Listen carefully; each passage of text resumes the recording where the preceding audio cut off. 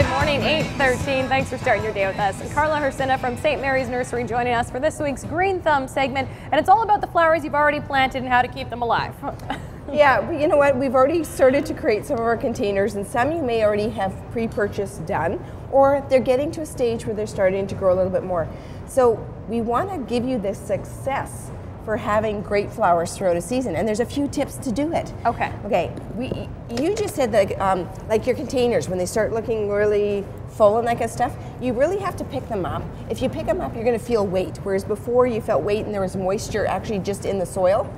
Okay. Now when you're filling up, we talked about a scale. Some of the flowers were smaller, so you're feeling more volume in the weight of the water that's being in there. Now when I lift this up, it may not necessarily be as moist, but we're feeling the weight of the plants themselves. Because they're growing. They're growing their volume. So you always have to make sure you're lift up the flowers, feel if there's moisture underneath, and you can feel. What do you want to feel, like an inch down? You want to make sure that there's enough volume of water in there to keep these guys going. So you want to feel moist right off the top. Yeah, okay. And when you get your baskets, they all have drainage holes on the bottom. Mm-hmm. So what you want to do is when you're hanging them, water them so that the water is equally distributed through. Because in essence, these are up there, and we're going to get 30-degree weather. Yep. So you're checking your baskets almost twice a day and keeping that continuity. Because this is lobelia, it's beautiful, it's full. But if you forget to water on this one, this is more of a chance for this to kind of go twiggy and branch and all that kind of stuff.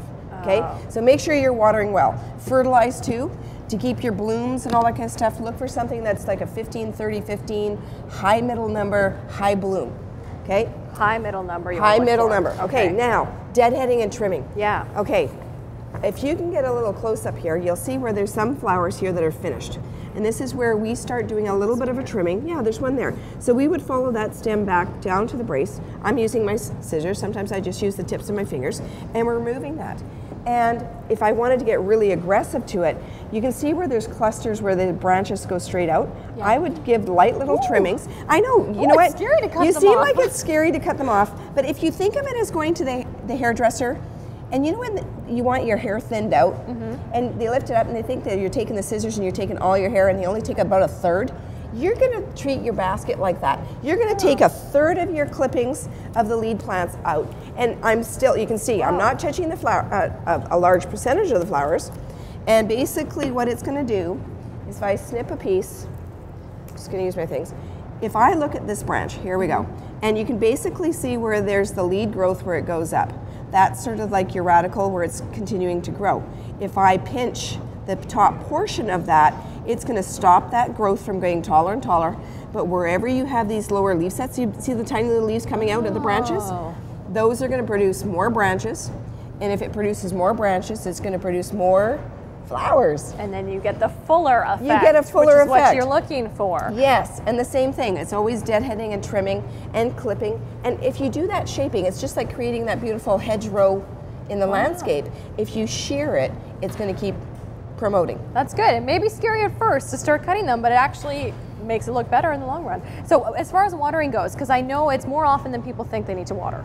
It is a lot more than, because if you reach the point where the plant is so dehydrated, your blooms are actually going to collapse. And then it takes so much longer for that energy to get back into it. The plants may go through and kind of wilt a little bit, but they'll come back. Okay. But if you go to the extreme, then you're going to lose your bloom. Okay. Okay. So that is something you want to really watch. And sometimes even on hanging baskets, if you have them in a reservoir where you're hanging them, and if you forget, and here's the other thing, sometimes we think that we've forgotten to water the baskets, we water it, and all of a sudden, that lower hole, we see the water just gushing out the bottom. If you actually pull that plug of that plant up, the water has actually gone to the top of it, run down the sides of the pot because it's so dry and it's going through. At that time, here's a little bit. You may want to take your baskets down off the wall, put them in a sort of a shallow pan of water, let them soak up that water for about 20 minutes before you rehang. Excellent tips. Well, coming up, we're taking a quick break, but Carla's sticking around. We're answering your viewer questions right after this. Stay with us. BT's Green Thumb, brought to you by St. Mary's Nursery, every Wednesday morning on Breakfast Television.